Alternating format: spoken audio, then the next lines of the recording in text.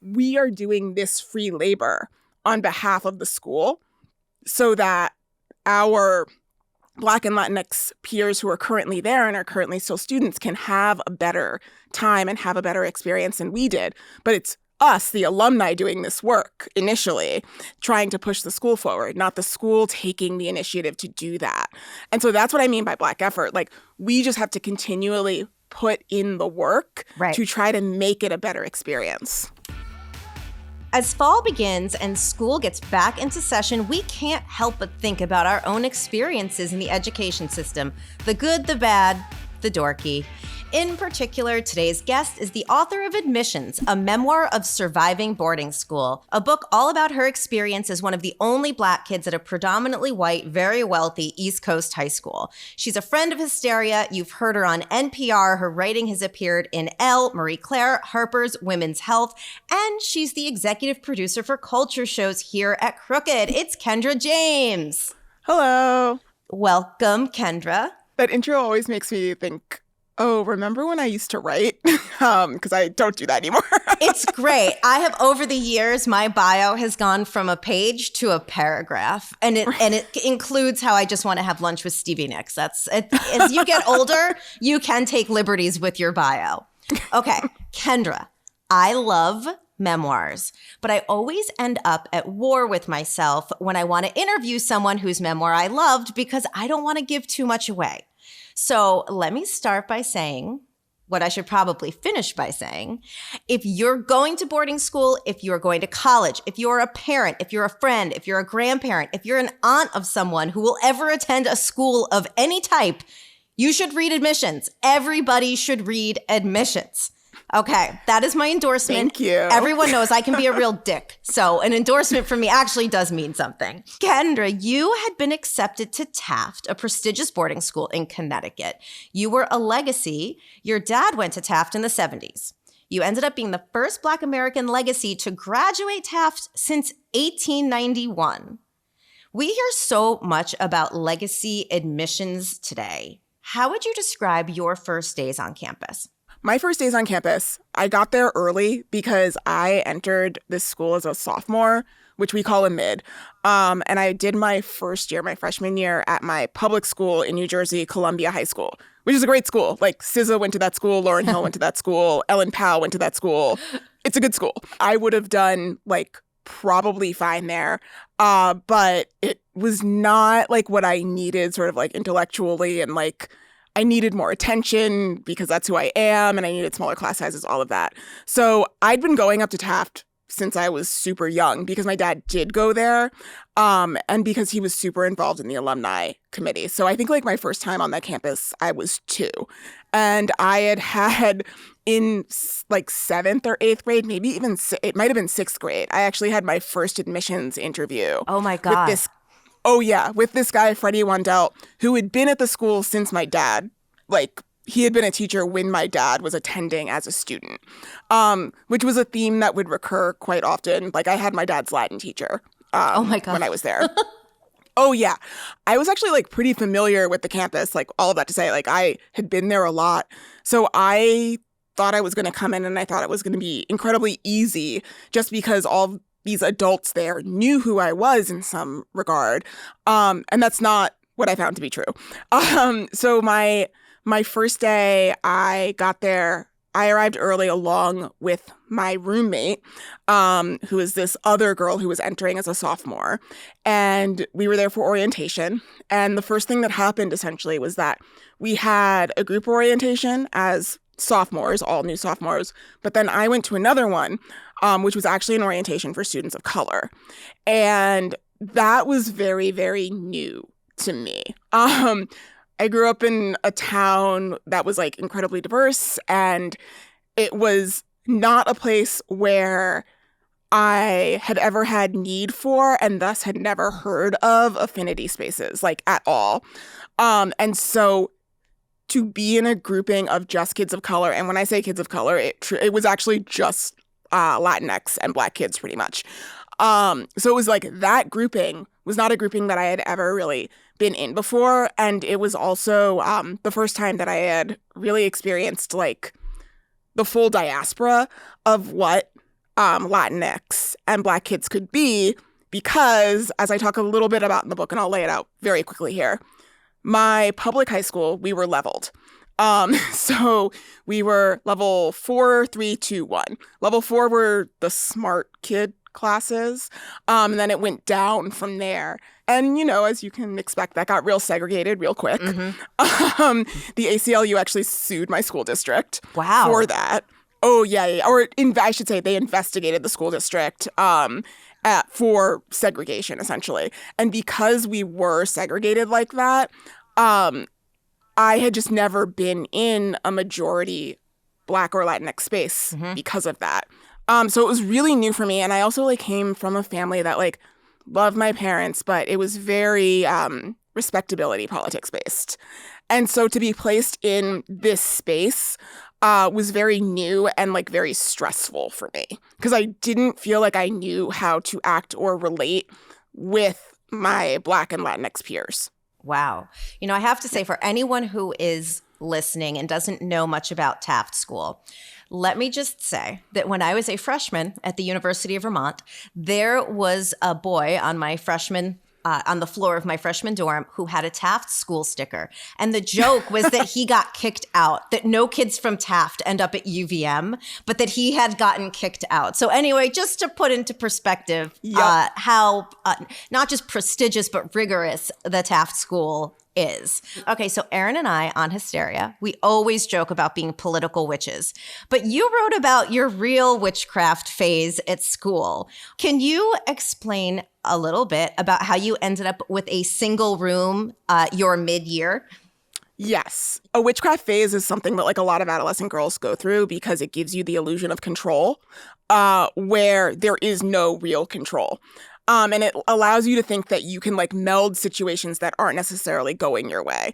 And so I think that's where that origin started. I took it to another extreme where this roommate that I had, like I said, we were both new sophomores, we were both new mids. I genuinely thought that this was my first roommate ever. It was the first time I had shared a room with anyone. I genuinely thought that we were going to be the best of friends. I thought it was going to be a Harry Potter situation where you meet this person your first time and it's this is now a lifelong friendship that will continue with you forever. That was not the case. This girl, I cannot say who she is, but what I can say is that if you have seen the show The Gilded Age on HBO, she's from one of those families. Got it. Okay. Literally. That is vivid. Yes. Yeah, literally one of the families that founded America. And so we had very, very little in common. And basically what happened was our schedules never really aligned. I woke up really early for figure skating. Sometimes I woke up really early to do my hair. And it was that particular one that really set her off. And there was a moment one day where she said, just because you're Black, it doesn't mean you have to get up early to do your hair. And said the white girl? Said the white girl. Okay. Said the white girl. Copy yeah. that. Oh, I just should have need mentioned. To make sure. Just need to make sure. Yes. Should have mentioned this girl from a Scion American family. Yes. Very white. So, and this happened about November our sophomore year. And because again, I had not had a lot of experience with dealing really just dealing with race at all.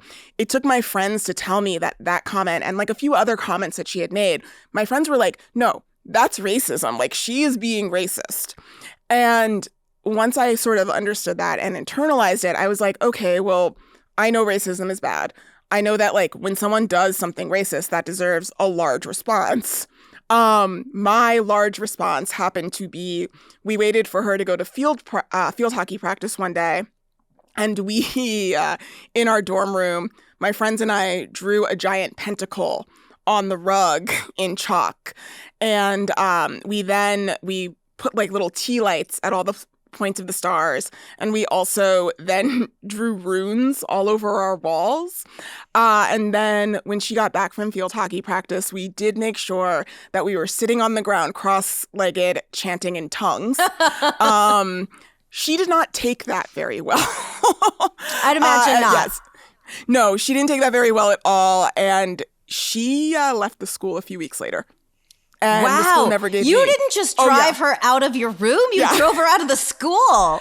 I think that there were some other issues that she was going through that like made her leave entirely. And let me tell you, again, I cannot tell you who this woman is. I'll tell you off mic. Okay. She's doing fine. Okay. She's doing fine. But yeah, no, she left the school a few weeks later, and the school just simply never gave me another roommate. Blessed be. That is, what a gift. What a gift. True. Yeah. Never had another roommate. And when I tried to have a roommate, I tried to have my best friend room with me. Yeah. I think it was like our senior year. And my mom at that point then called the school and was like, I don't want them Definitely living together. not. So I just never had one. Okay. So throughout the book, you introduce a couple terms that I had never heard, and people should know them. Can you explain the term you use, Black effort? Yeah, absolutely. This is, I don't know if I created this term or I don't know. To me, you did. Great. I'll take it. But yeah, Black effort was specifically something that, and I didn't know to identify it like this, like in high school or in college, or really even until like a few years after I had graduated. There is a situation that I write about in the book where a fairly racist article was published in our school paper. And it's the school paper. So there are adult supervisors, there are faculty advisors, all of that stuff. So ostensibly, this article went through several pairs of adult eyes before it reached the printing stage. And it was deeply offensive to myself and then our Black and Latinx classmates. And there was an emergency meeting of our Black and Latinx student union group the night the article came out. And we sat in that room, and I still have the minutes actually from that meeting. So when I write about it in the book, every single thing that is said in that meeting actually was said. And what really struck me when I was reading back over the discussion that we had was there was no adult in the room with us. And so I was a senior at that time, and I think I was the oldest person in the room. And we sat there and we were trying to figure out how to respond and combat this article that had been published. And it was on us to do that. And it was on us to figure out what the response would be, to figure out how we were going to teach our white classmates that this shouldn't happen, to also figure out how to teach possibly the adults at the school that this shouldn't happen. And it's something that has come up for me, as I say, engaged as an alumni as well. Every time an incident happens at the school, we get an email. We'll get a mass email or something. And then if we decide that we want to go further, it's sort of on us, the Black and Latinx students. And there are far more white allies now than there were prior, but it's us sitting around on say a Sunday when I'm intending to do something else. I remember a kid was called the N-word, or the N-word was written on a whiteboard or something. And I was sitting at a cafe on a Sunday working on something else. And I got this email, and I got that there was a petition happening, and there was some work being done on new language for the student handbook, all sorts of things. And they were people should read this, people should add things, people should work on this. And it's we are doing this free labor on behalf of the school, so that our Black and Latinx peers who are currently there and are currently still students can have a better time and have a better experience than we did. But it's us, the alumni, doing this work initially, trying to push the school forward, not the school taking the initiative to do that. And so that's what I mean by Black effort. We just have to continually put in the work to try to make it a better experience. And to put a fine point on it, this wretched woman in your class wrote an op-ed, I guess it would be. An op-ed. An op-ed saying, which got published and like you said, passed through several layers of advisors, that said it was the fault of the affinity groups at the school, the brown and Black students, who were creating a sort of segregated environment at Taft. And when I read that, Kendra, just got to say, I was aghast. Also, for everyone listening, I just want to make the point. When this was happening, Barack Obama was president. Well, it was right before. Right before. Okay. Yeah, so we hadn't solved racism yet by electing a black president. No, but I want to say he had already spoken in fact, yes, he had already spoken Definitely. at the DNC. And that was like a big deal on campus. I still have like my live journal entries from the night that happened. That was, that was a big deal. He had spoken at the DNC. And Bush was still president, which was he was. whole I thing. was trying to align the years, and I was like, wait, like, because so many people in this country think, well, Barack Obama was president. We don't have racism anymore. And like, we do actually still have racism. I mean, no, we had like plenty of that. I know. Like, even that sentiment, like Barack Obama aside, there was plenty of that sentiment on campus. And that sentiment is what really like triggered this article, which the headline of the article was, does Taft take advantage of our diversity? Yeah, it was truly wide. Yes, wow. Like you said, it accused That's a us. journey. That whole process, what a journey. Yeah. And it just basically accused us of, because we like to sit together in the cafeteria, because we had affinity groups, we were the ones separating ourselves from the majority of the school. Okay. So something I think in general is an interesting topic. You make the point in the book that when you went to Taft, it was before Twitter, it was before Facebook, before any of that existed. Do you think Twitter or Facebook would have helped with building community at Taft? I think in terms of making sure that Black and Latinx students were connected with other Black and Latinx students at other sister schools, I think it absolutely made a difference. I came to that point specifically because when I was writing the book, pre-June of 2020, I was really adamant when I talked to people. I would always say, this is not a universal story that I'm writing. This is just my story. This is only my experience. Then June of 2020 happened. And all of these accounts, you can still find some of them on Instagram. Basically, they are called Black at, and then you type in the name of an independent school. And so those accounts started popping up after George Floyd, essentially, and really started showing me how, like, deeply systematic of a problem this was. And it wasn't that I didn't know that, because I worked in independent schools at the time. I worked at a progressive school in New York before moving out to LA. And so it wasn't that I didn't know this was happening, but the specificity in the stories was just very, very, was very compelling to me, just because the things that had happened to me in 2003 through 2006 were still happening to kids in 2018. Like, I didn't understand how nothing had progressed. And so, yeah, that's why I think that like social media in that regard was incredibly useful, because it really like allowed these kids to have some sort of like bond and to know that like it's not just me. This is truly across the country. On page 229, you say, quote, by adding queerness on top of already being Black and female on financial aid at a boarding school was to begin treading water with spent limbs. What do white people who want to be allies need to know about what it means to have spent limbs? It means that you're coming into a situation where you are already on the outside, just by like face value. If you look at what you would consider the average Taft student, and then you look at myself or like my group of friends, already there was a huge difference. And this is not to say that there weren't white kids or are not currently white kids at Taft who are on financial aid, have different backgrounds, all of that stuff.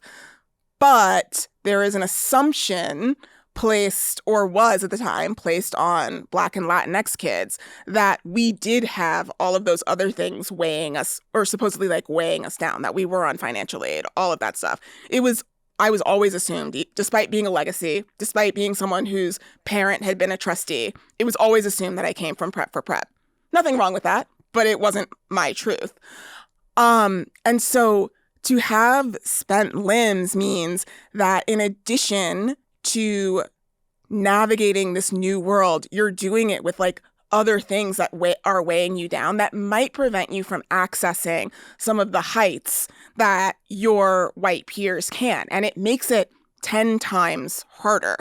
When you can't say, you know, go a lot of our spring teams, for instance, spring sports teams, you're required to play a sport every semester or do a art, whatever.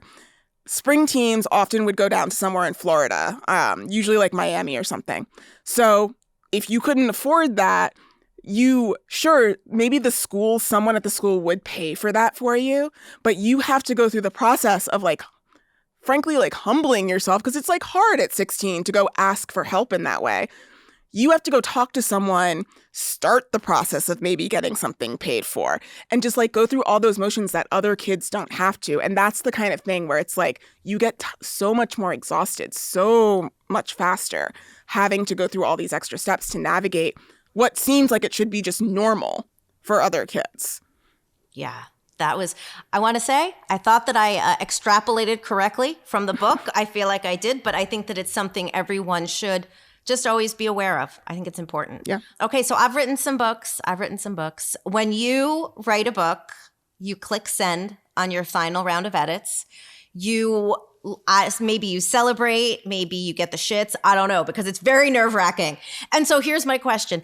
When I wrote my book, I had a series of index cards, right? I wrote every story on an index card and tried to figure out if it fit. And at the end, I was like, oh, should I have put this one in? What should I have done? Did you have any stories that you would want to share that did not make the cut, but that you look back on, you're like, oh, that was pretty good? I'm trying to think about like one like thing that we cut out that I think it wasn't going to be necessary, but it was just like a fun thing, was the amount that I used to, like I mentioned, I had a lot of online friends. Right. I was very active online. A lot of them were older. Only one of them was male. And that you know of. that I know of. But the one who was male, we're actually still deeply close to this day.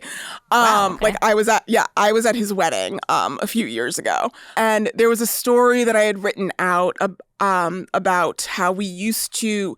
Basically, they would take us like to these field trips in New York City occasionally. And instead of going on the assigned field trip, remember when those orange gates were up in Central Park? Yeah. It was like, yeah. So they took us down to see the gates. I don't remember what the purpose was, like what we were supposed to do with it, but that was where we were supposed to be. Instead of that being there, me and my friends, we went actually down to NYU, and we went and hung out with this guy who I knew, again, from X-Men role playing. And we just hung out down by NYU for the whole afternoon. And there were a bunch of trips like that I wanted to get in there, but like ultimately didn't serve the story. But what I felt like it did was it really did show like that this is boarding school is a very rarefied experience. It's a very independent experience. And yes, sure, if you grow up in New York City, you're probably just like wandering around by yourself all the time. Totally get that. But for us, that was like very cool and very new, and like going to meet all these older people or, God, I have a thing. I have never talked about this on air. What? So one thing, when they drop you off in New York and you're by yourself and you're 15, 16, and it's 2003 to 2006, the coolest thing that you think that you can do is to have a British accent. So I used to like fake a British accent when I was like going into different stores. And there is one store in New York City that, to the point when I left, because I didn't understand how jobs worked, and I was like, no one works a retail job for a long time because that's not a real job. So I was then shocked when every single time I went back to this store from 2003 until I left in 2017, that man was still there. Yeah. And so there is a store in New York City where I was just British for like 15 years. I mean, you must have been pretty good at it. I don't think so. Okay.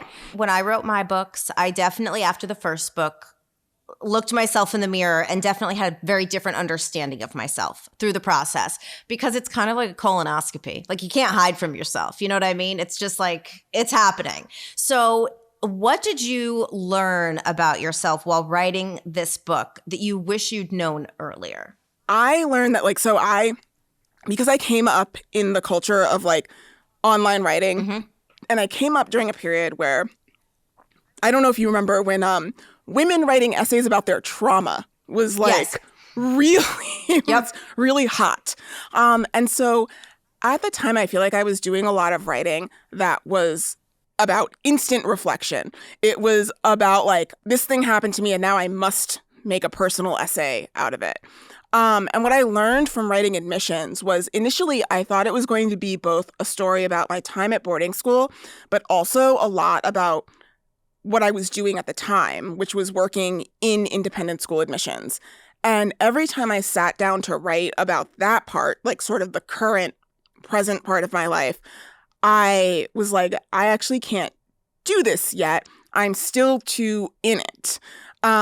And that I think was just like very important for me to learn. And like, while I don't presume to tell any other potential memoirist what to do, I actually do think that like separation from the thing that you are writing about is so deeply important.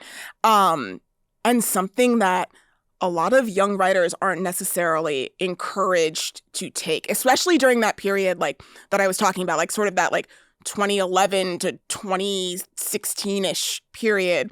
Like some space is really good. And if you're 25, 26, 27, it might not be time to write a memoir. Yeah. Like that. You might still you might have a little more living to do. Just a touch. Right. And it's not because like you might not be a good writer. It's Right. just like you really do need the space and time to reflect and learn about those things that you're writing about and just gain a little bit of perspective. And that was incredibly helpful for me, and was also just incredibly helpful when like I think one of the biggest like sort of they tell you not to read Goodreads. Yeah, whatever. Of I course, know. we all read of Goodreads. Course. But like the biggest sort of criticism that I see there of the book is they're like, well, I want to know more about like what happened when she was working in admissions and like what it was like to work at schools. And I was like, okay, well, I need another like 5-10 years on that. And it just allowed me to not take that in at all. Kendra James, thank you for coming on Hysteria. Everybody, get a copy of Admissions, a memoir of surviving boarding school. You will not regret it. Thank you. Thank you so much.